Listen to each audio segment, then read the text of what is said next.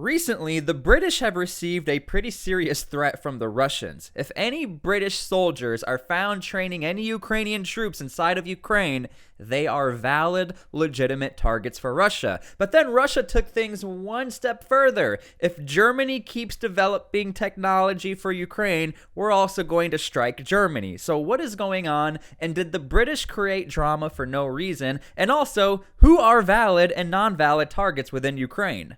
Okay, so first things first, let me get you up to speed. A lot of NATO members and countries train Ukrainian troops, but not in Ukraine. They pull them away from Ukraine, get away from the combat zone so everyone is safe. Also, it allows for NATO to not get dragged into a conflict where one of their soldiers get hurt. So a lot of British troops, they train Ukrainian soldiers in UK territory. Around 20,000 soldiers have been trained already, and the British have wanted to train another 20,000 more. But then all of a sudden, you had the British saying, well, you know what? We might want to train some soldiers inside of Ukraine. Now, within a few hours of the British Ministry of Defense making this statement, you now have Russia saying Russia could target any British soldier training troops in Ukraine, Medvedev says. Now, Medvedev is in a position of a top security official.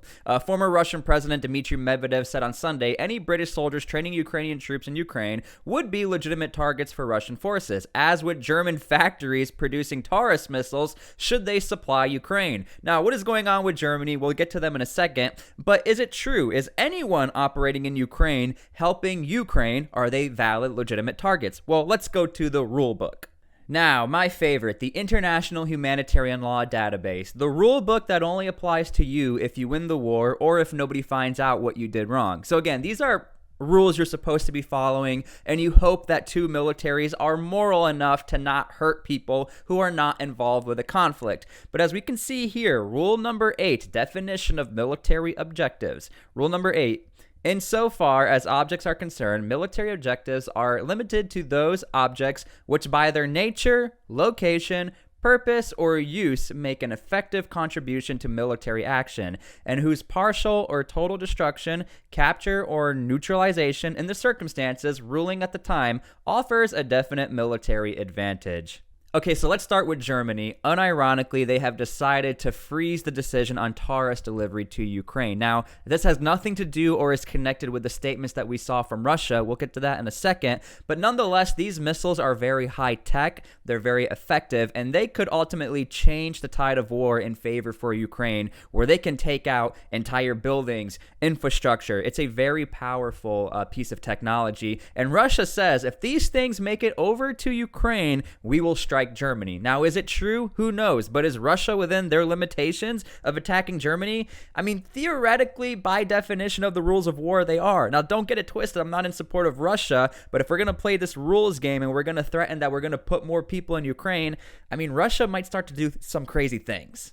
Now, here's the actual reason as to why Germany is not sending these missiles to Ukraine. Germany refrains from sending German-made Taurus long-range precision missiles to Ukraine because of the fear that the maintenance of the missile would require German technicians on the ground in Ukraine, according to the Wall Street Journal. Now, the confusing thing about this is this goes along with any piece of technology that any foreign nations are sending Ukraine, because Ukrainians do have to train and learn how to maintain their Bradley fighting vehicles, Leopard tanks, these new F-16s that are supposed to make it into Ukraine. Ukrainians are solely responsible for maintaining this equipment. Now, of course, the internet was on fire because now you have Russia threatening Germany and you have Russia threatening the British, and everyone's like, what is happening? Are the British going into Ukraine? Are we about to enter World War III? Well, within about 12 hours of the first initial statement that the British made that we're going into Ukraine, you have the Prime Minister saying, whoa, hold on, nope, not today, not in the near future, we are not going to Ukraine.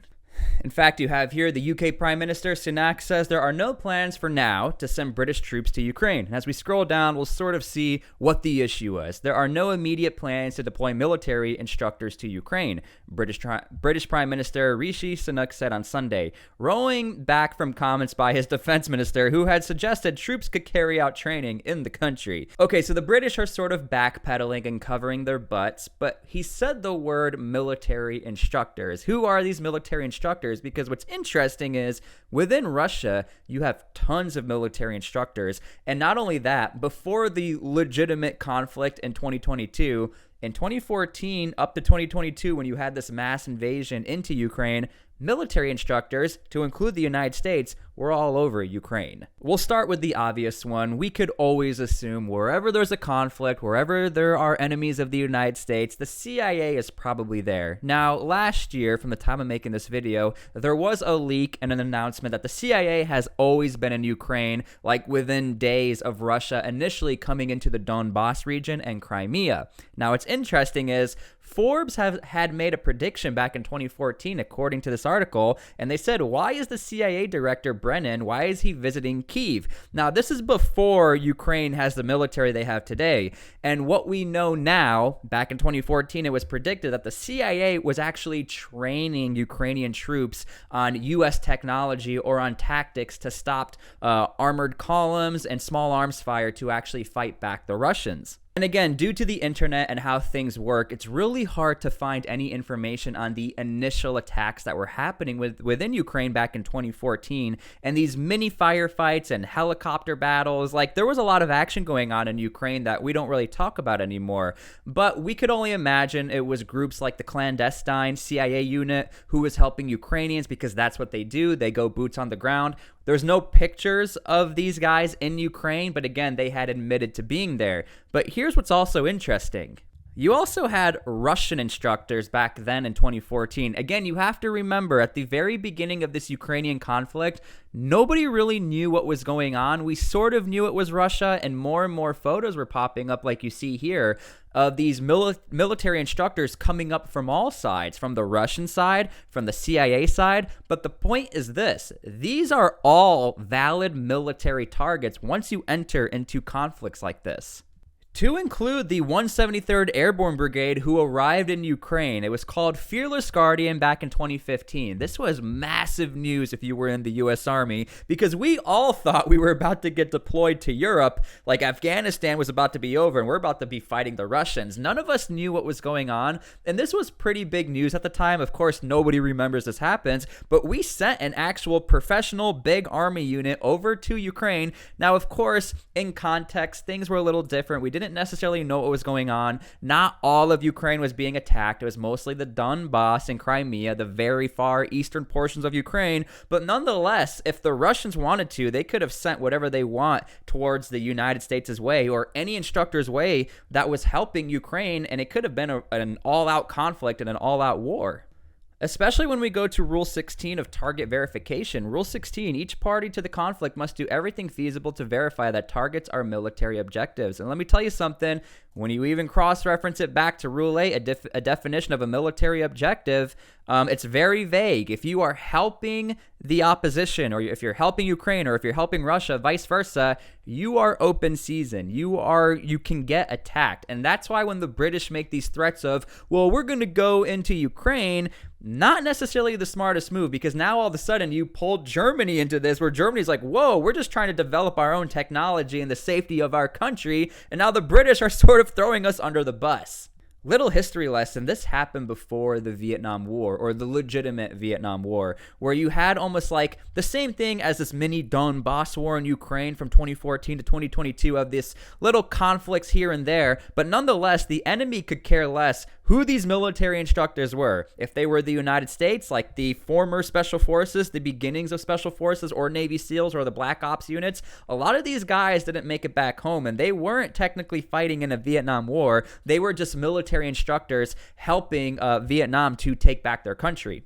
Now, even historically speaking, military instructors typically are not on the front lines. Now, in Vietnam, the United States was sending military instructors on front lines on these crazy missions. I suggest you go look these up. But out of the 11,000 advisors in South Vietnam, 53 of them didn't make it back. So you have to understand, when these military instructors and advisors go into Ukraine, it's really not worth the time and money for Russia to attack these instructors, whether it's the British, whether the United States. But nonetheless, it could still happen. In fact, there are plenty of military instructors already in Ukraine. Some of them are British, some of them are from the United States. Now, they don't fight under the American banner or the British banner or the German banner. They are just from those areas of the world. And, you have these freedom fighters or these instructors who are private citizens who are trying to help Ukraine and train Ukrainians. A lot of these guys are former combat instructors or have combat experience. But you'll notice hardly do you ever hear of Russia attacking one of these bases or one of these training units. Like, you almost never hear it.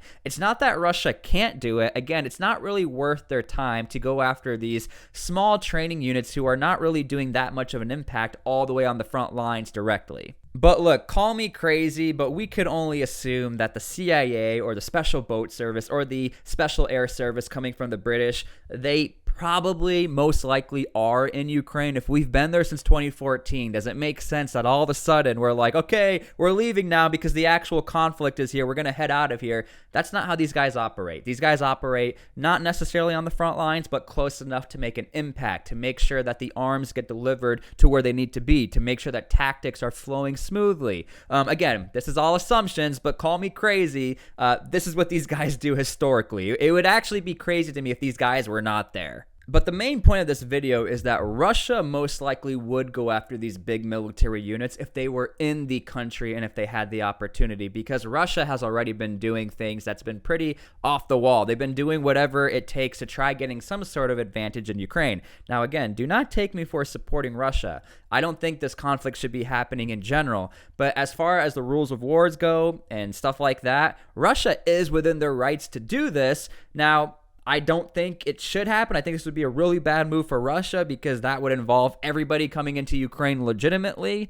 And so, again, Russia is within their limitations, but I also think the British need to be a little more careful what they say because they're going to start dragging more and more people into a conflict with their words. So again, the British had just said we're going to continue training about 20,000 more Ukrainian troops within Ukraine. The Americans are training a lot of Ukrainian troops within their NATO territories of Germany, and so the war continues, unfortunately. Now, I don't think any big military is ever going to enter Ukraine, especially in today's context. Back when you saw the 173rd Airborne go into Ukraine, that was back in 2015, so things were a little different. But again, call me crazy. I'm sure there are some sort of clandestine units from a bunch of NATO countries who are operating within Ukraine. It would be even more crazy for them to not be in Ukraine. But if they do get attacked and if they do get hurt, unfortunately, they do fall within the rules of war of you guys are helping Ukraine and you are technically the opposition's military combatants.